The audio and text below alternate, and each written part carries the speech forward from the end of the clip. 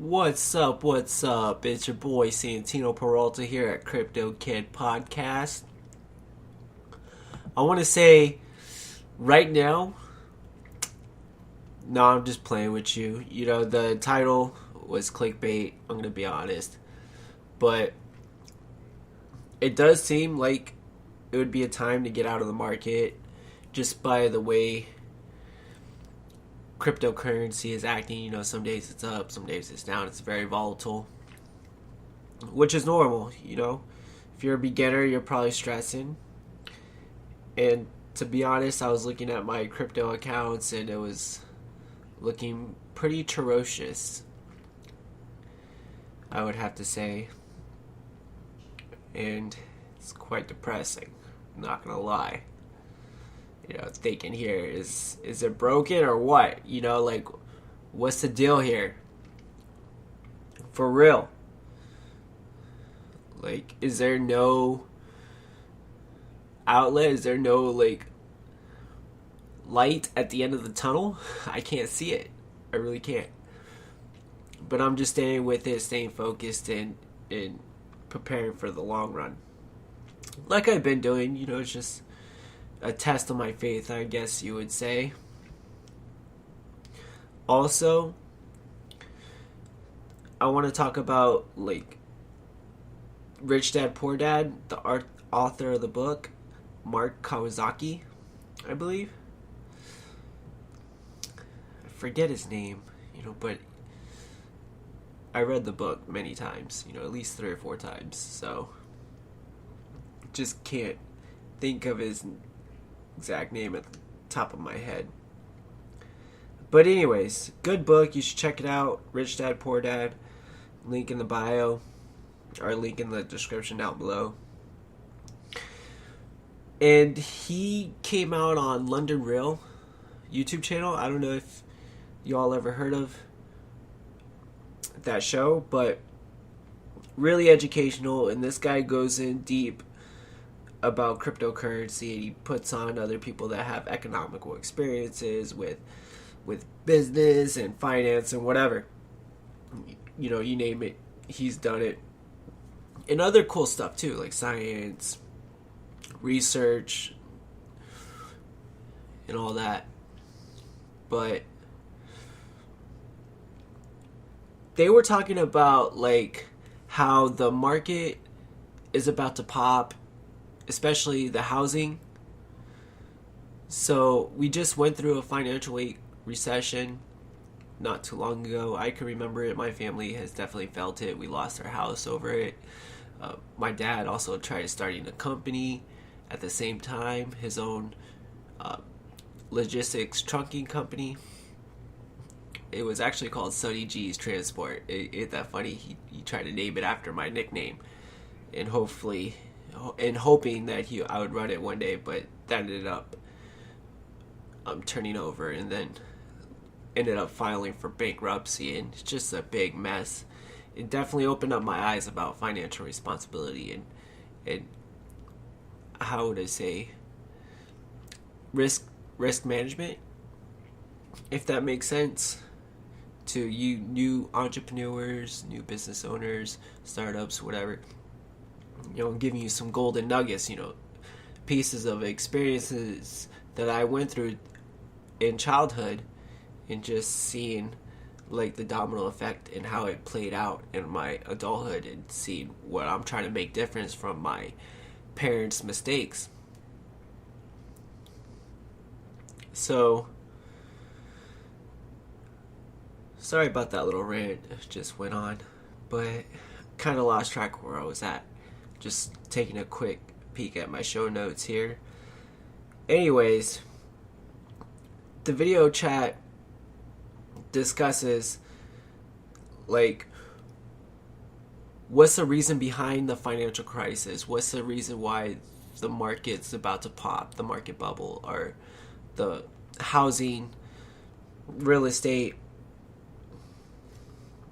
And it's the reason why is because people are under quarantine. Like, no one's working right now because of the coronavirus, and it's causing a big problem because people are are not able to pay their monthly mortgages. And it makes sense. If you're not an essential worker, you're not going to be able to go out and make money to support your family or support your how would I say, utilities.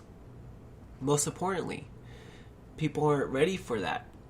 People didn't have a backup plan. I mean, granted, taking out loans to buy a house are a lot more stricter than 2008, but if you think about it, and what they say on the London Real YouTube channel is that people are taking out 30-year mortgages off basis of their 2-year work experience or 2-year jobs. You know, who knows if you're going to be at a job for 30 years?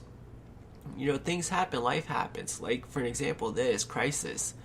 You know, no one was expecting this crisis to happen, COVID-19. And President Obama has said things about it, you know, the nation, how in the past that we're not prepared, and Bill Gates and all that. It's kind of interesting seeing how this all pan out and how it's all folding into play. So, and it makes you think, like, what's happening here? How come the United States is in such a bad situation? Like, one simple crisis, well, not really simple, but like one major crisis could have an effect on an economy big time and cause an economical collapse. You know, if you're looking at, it's like a repeat of history, just like a little domino going one by one by one, very slowly though. And it's to the point where it's unfixable in my eyes. I mean, I saw something on Gia about how it is fixable if people tighten up and stop spending so much. But it's just like how the Roman Empire fell, ancient Greece, you know, Germany back in World War One, and before that, like what caused these catastrophic events to happen is because of financial problems. It's because of economical issues. And then people end up desperate and they rely on the government to fix the problem. And that's not the way it should be, because if we let the government take care of the problem, then that means they have power over us, which should never be the solution. You know, we the people should keep the government accountable in what they're doing and keeping in charge of their shady business and cheeky dealing. So that's just my opinion. So just want to put that out there. And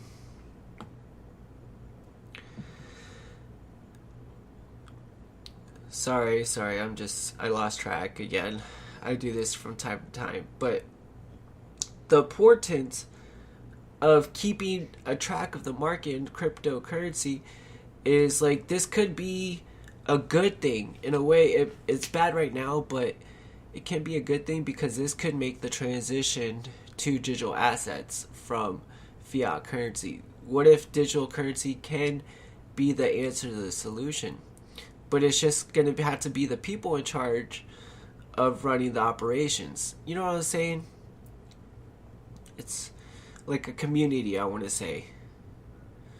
Like lookouts. Or however you want to put it. And being like looking at history and seeing, like, preventing the problems that happen from the past and learning from other people's mistakes too. Financial mistakes, financial problems. Like, okay, I don't know what will happen if the United States were to go through another financial market crash. It could be the last one.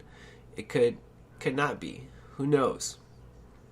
But this very well can determine how people are going to get paid and how we're going to fix the $1 trillion debts that we owe to China, to whoever, other countries, so on and so forth.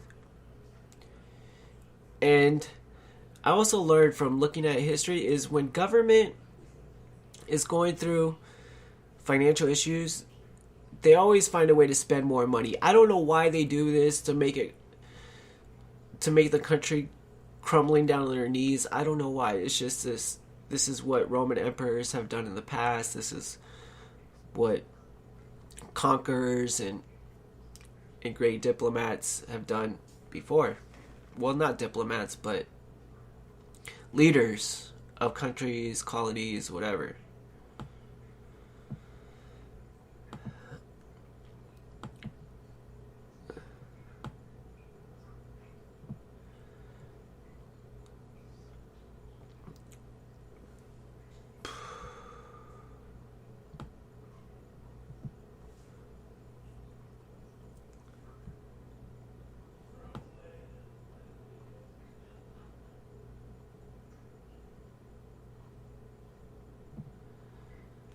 But that's all I have to share for today.